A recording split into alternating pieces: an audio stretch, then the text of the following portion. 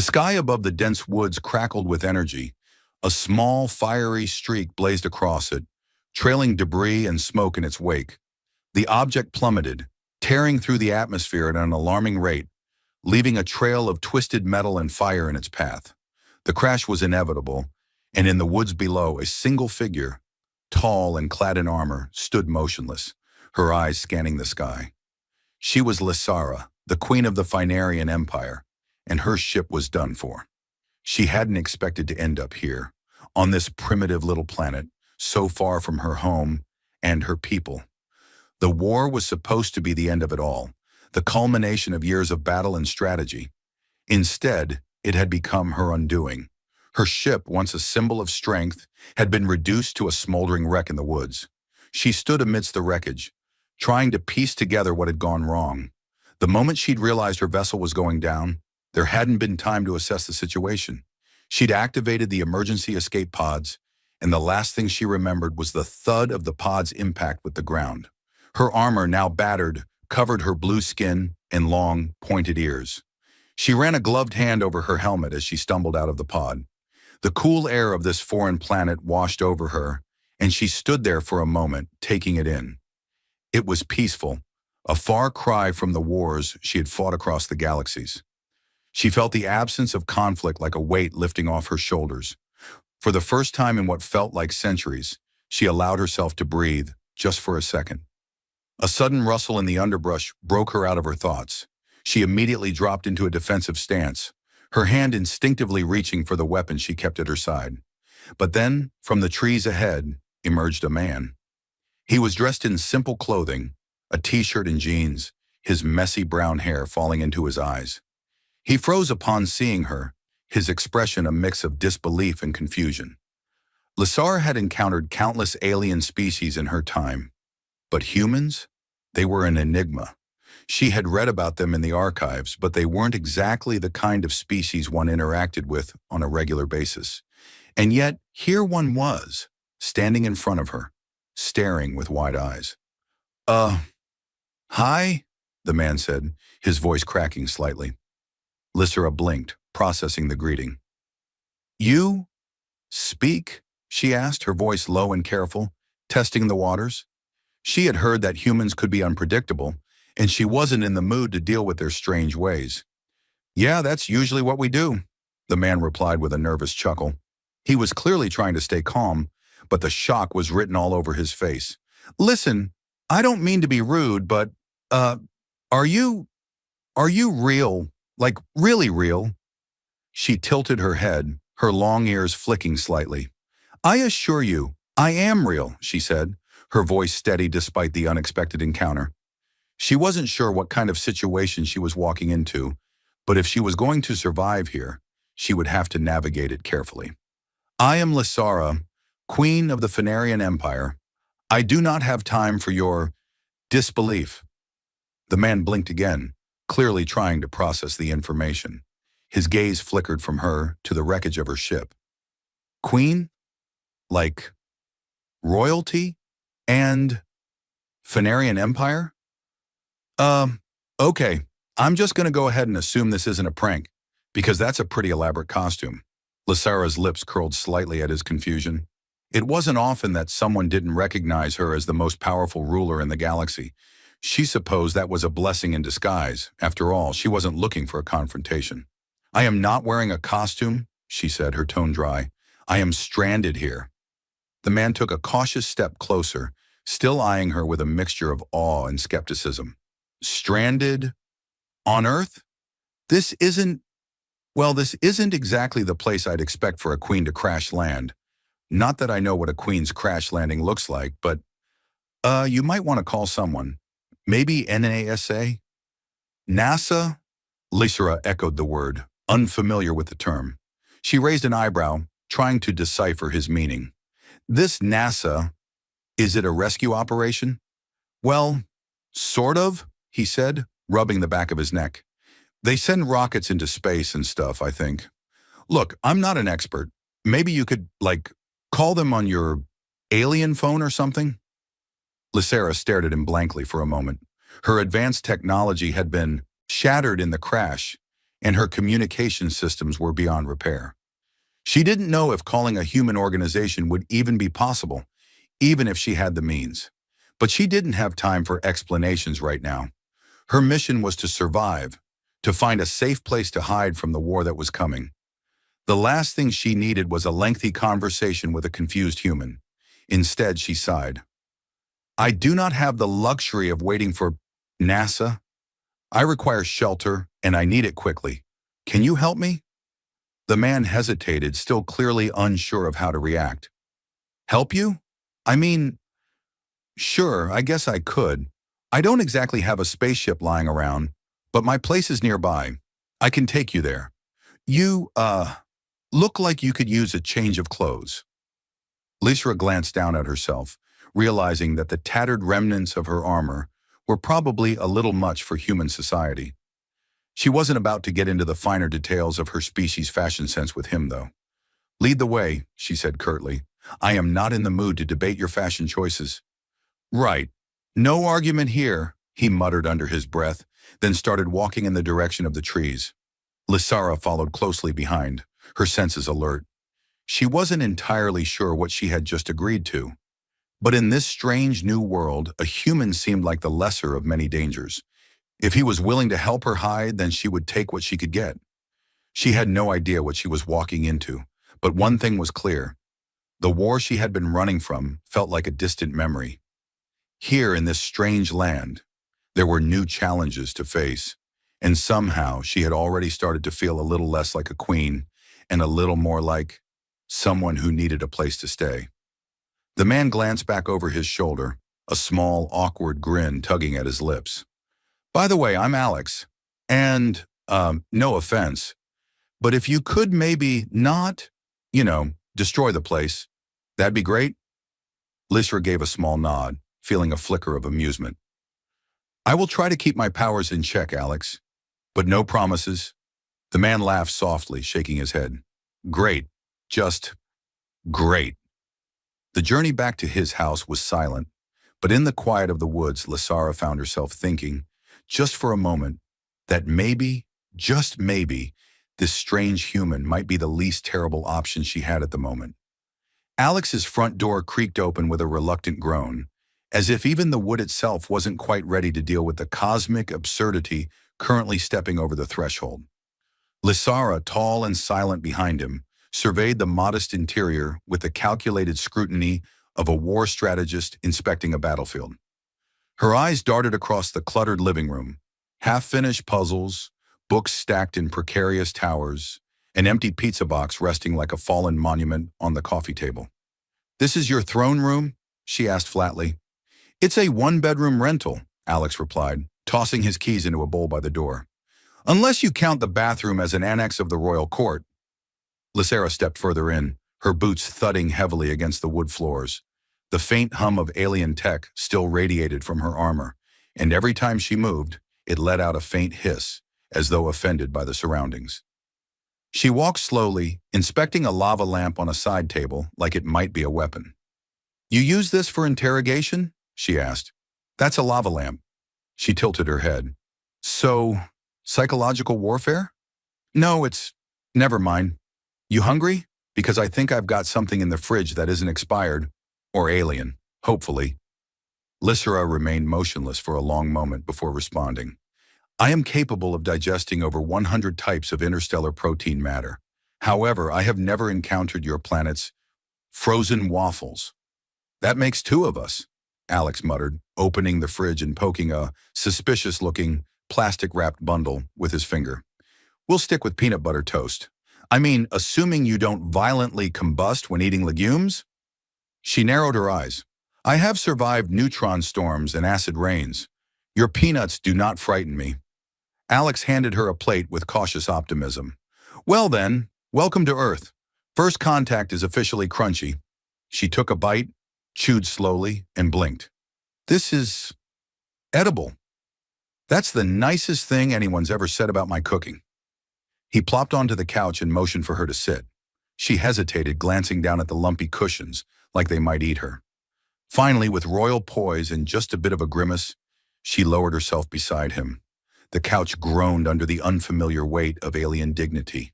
They sat in silence, the only sound the occasional crunch of toast and the soft hum of the refrigerator. "You said you're hiding from something," Alex said at last, trying to keep his tone casual but not too casual, like someone who's realized his house guest might be on a galactic wanted list. "Yes," Lysara replied. "I am." He waited, but she didn't elaborate. "Care to expand on that, or are we just sticking with the vague and ominous?" She glanced at him sidelong. "Do you often question royalty this way?" "Only when they crash land in my backyard." Her lips twitched, almost a smile. "There is a species known as the Vorinth. They are opportunists, once loyal allies, now less so." Alex raised an eyebrow. "Less so, like passive-aggressive email unsubscribes, or more like open galactic betrayal?" "They attempted to vaporize me during peace negotiations. I suppose that leans toward the latter." Alex blinked. "Yeah, that's definitely on the more hostile end of the spectrum." "They believe I am dead," she continued, "and I intend to keep it that way, until I can return properly prepared. So Earth's your witness protection program? I hate to break it to you, but this planet isn't exactly subtle. I do not need subtle, I need forgotten, and your species excels at forgetting things." Alex opened his mouth, then shut it again. "Fair." She set the plate down and leaned back cautiously. "You seem stable for a human. That's a suspicious compliment. And yet accurate." A flicker of energy suddenly danced over her armor, faint blue sparks trailing across the surface. She frowned and pressed a panel on her forearm. A quiet series of chimes sounded in response. Alex leaned over. "Is that your alien Fitbit?" "It's a suit diagnostic. The power core is failing. The crash damaged more than I anticipated." "Can I offer you a power strip?" "I have like 3. She gave him a long, flat look. He held up his hands. Okay. Joke. Mostly." Lysara sighed and stood, the armor shifting slightly as she moved.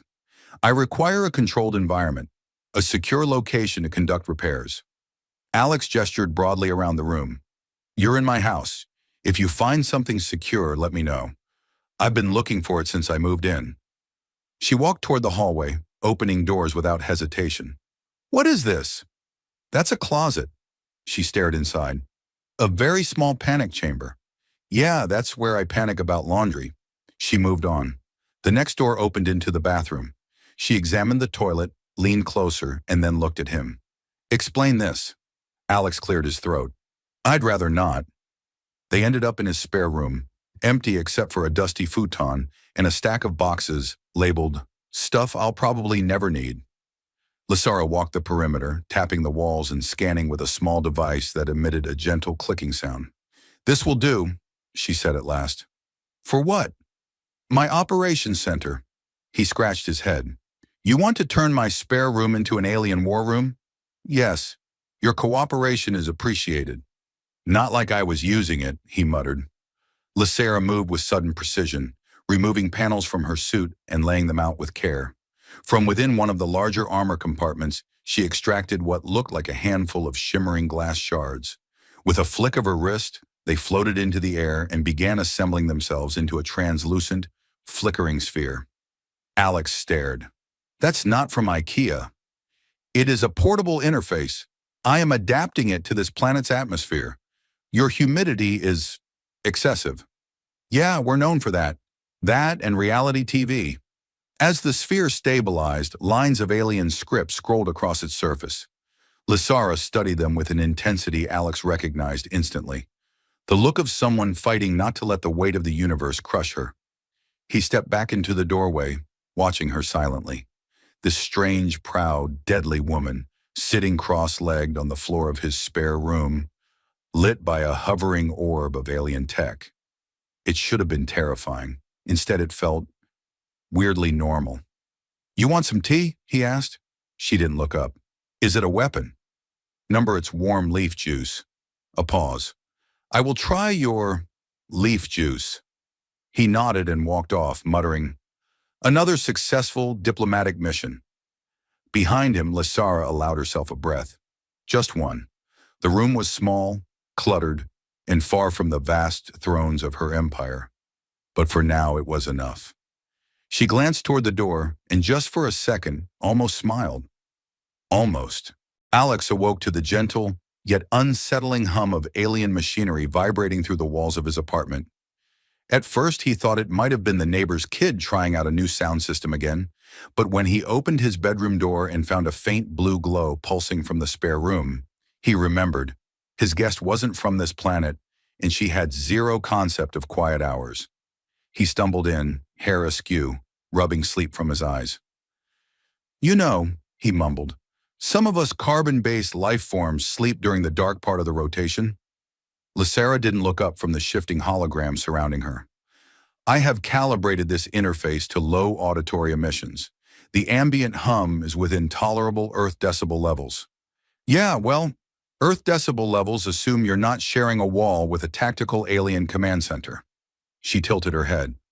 "Would you prefer a sonic dampening field?" "I'd prefer a coffee, but sure, that works too." As he turned toward the kitchen, a warning chime rang out behind him. He froze mid-step. Lysera stood abruptly, scanning the floating glyphs. "Vorinth ships," she said quietly. "They've traced my signal." Alex blinked. "How? You said your suit was running on fumes." "I rerouted the core through the interface for diagnostics. It emitted a brief but detectable signal. I thought the window was too narrow for tracking." "Well, either they've upgraded their spyware or they really miss you." She narrowed her eyes at the holograms. "They are approaching Earth's orbit. 2 cruisers, armed." Alex let out a low whistle. "Great. So we're about to host uninvited guests who think assassination counts as diplomacy. They do not know I am here precisely, but they are scanning. Once they triangulate," he sighed, "let me guess. Boom." "Yes, boom." There was a pause. "I really hate Tuesdays," Alex muttered. The apartment quickly became a scene from a science fiction fever dream. Lysera initiated a defensive perimeter using devices that resembled metallic seashells, which latched onto the windows and emitted an iridescent shimmer. Alex, meanwhile, armed himself with a frying pan and a Nerf gun, because in his words, sometimes psychological warfare does start with confusion. "They will attempt a low-key scan sweep first," Lysera said, adjusting her armor plates with practiced movements. "If they do not detect me directly, they may retreat." Alex watched her from the doorway. "So we play hide and seek, with death lasers." Essentially, the minutes ticked by with excruciating slowness. Outside, the world continued obliviously. Cars passing, birds chirping, somewhere a lawnmower droning along with no clue. An interstellar crisis was hovering just above the atmosphere. Alex sat on the couch, tapping his fingers nervously against his knee. "I never asked. Why here? Why Earth?" Lysera's eyes didn't leave the interface. "Because no one would expect me to come to a planet where civilization still debates whether or not socks should match." "Hey, mismatched socks are a statement." "Precisely." She finally looked at him then, and there was something softened in her expression. "But I stayed because of you." He blinked. "Me? You are not a soldier, not a strategist, not a mechanic. And yet you offered shelter, food, warmth, wit. Most species I've ruled would have sold me out for a chance at favorable trade tariffs." Alex shrugged. "Well, I would have held out for a spaceship at least." A flash of light caught her attention. She turned sharply to the orb. "Their scans are intensifying. They are beginning to suspect. So what do we do? I mean, unless you've got a cloaking field big enough to cover the entire building." She didn't answer immediately. Then slowly she began unfastening pieces of her armor. Alex blinked. Not that I'm complaining, but maybe this isn't the time for interpretive space striptease." She held up the suit's main core. "I can overload the power cell, detonate it in the upper atmosphere. It will produce a surge strong enough to mimic my death signature." Alex stood. "Whoa, hold on. You mean fly up there and blow yourself up?" "Number, I can send it via a drone. But once the core is gone, I lose my tech. The suit, the interface, my connection to the galactic network.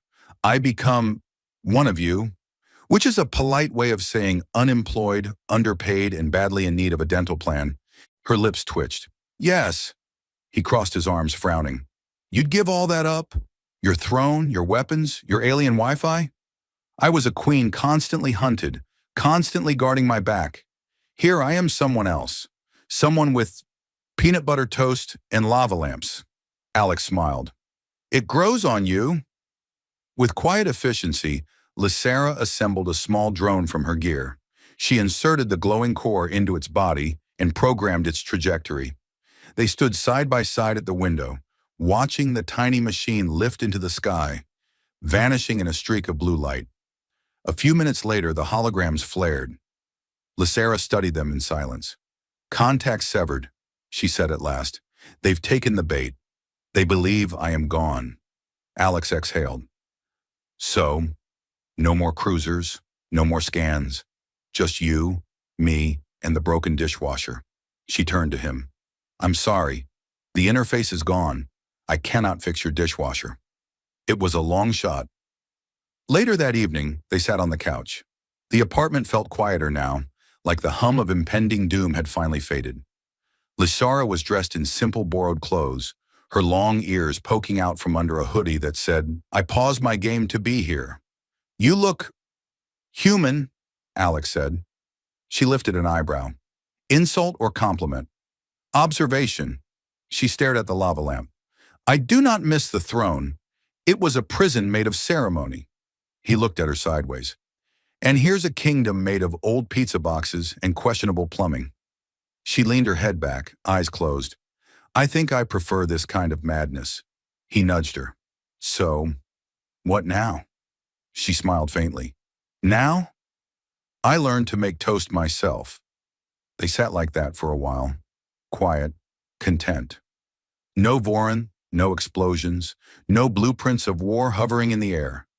Just the hiss of the radiator and the warmth of two people who'd survived more than they expected and found something better than survival. Peace. You ever think of redecorating? She asked suddenly.